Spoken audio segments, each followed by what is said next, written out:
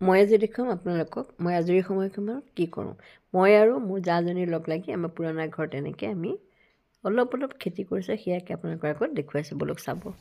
এয়া চাওক, এয়া হৈছে ফ্ৰেঞ্চ বিন। এয়া ধুনীয়াকৈ এটা কাৰ্টুন লৈ আনিছোঁ আচলতে মাছৰ বেপাৰীৰ ওচৰৰ পৰা। এয়া আনি পেলাই কাৰ্টুনত লগাইছোঁ, এয়া লাগিছে চব।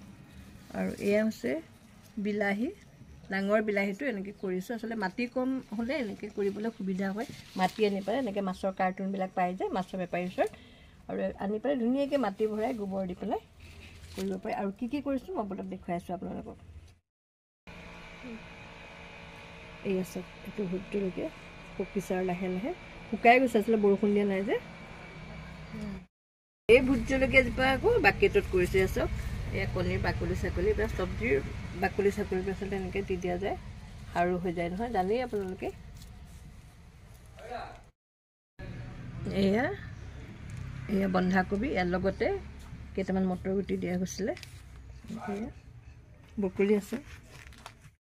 এয়া হৈছে পালেং শাক চাওক, এইখিনি ডাঙৰ হ'লে আৰু দেখুৱাম আপোনালোকক। এয়া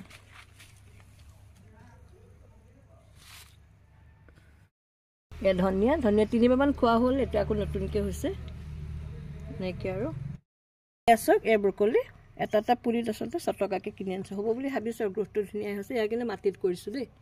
আৰু এই টেঙা কাজি নেমু চাওকচোন, এয়া চব টেঙা দেই।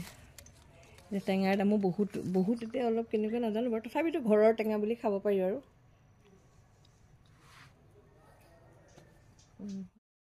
মোক খুৱাইছে নেকি?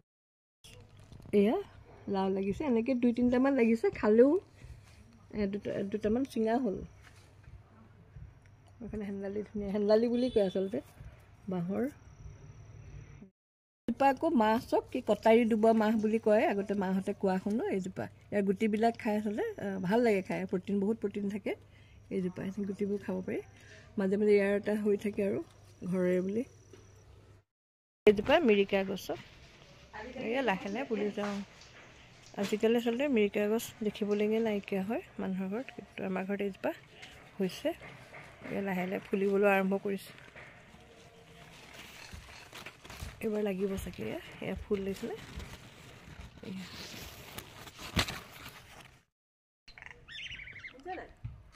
এইজোপা আকৌ কৰদৈ, ৰহদৈ। এইজোপা ৰহদৈ কৰদৈ একেই নহয়?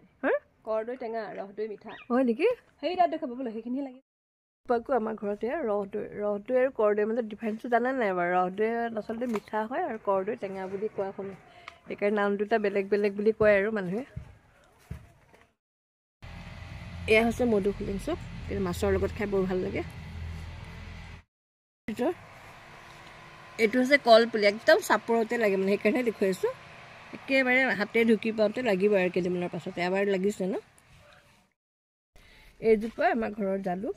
এইজোপা কিন্তু প্ৰথমতে একদম ওখকৈ মানে গোটেই ওপৰলৈ বাগাই গৈছে। পাছত কি কৰিলোঁ, কোনোবাই ক'লে তলটো কাটি দিব লাগে, কাটি দিয়া গ'ল। সেইকাৰণে এতিয়া কিন্তু জালুকজোপা ধুনীয়া মানে জোপোহা হৈ গৈছে। আগতে যেনেকৈ লেংকৈ ওপৰলৈ গুচি গৈছিলে, এতিয়া কিন্তু নহয়, ধুনীয়াকৈ তলতে লাগিব বোলে কৰোঁ ন এইবাৰ, তেনেকুৱাই লাগিছে।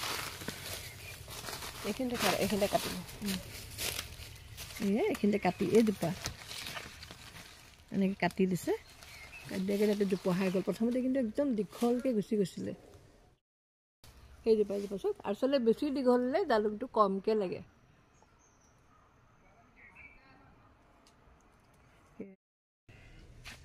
এইজোপা বগা মৰিচা, চব গুটি হৈছে, গুটিবোৰ সৰিবলৈ আচলতে দিয়া হৈছে, মানে সৰি যাব ন, আকৌ পুলি হ'ব ধুনীয়াকৈ। ৰঙা মৰিচাটো থাকে সাধাৰণতে, কিন্তু বগা মৰিচাটো মানুহৰ কম থাকে।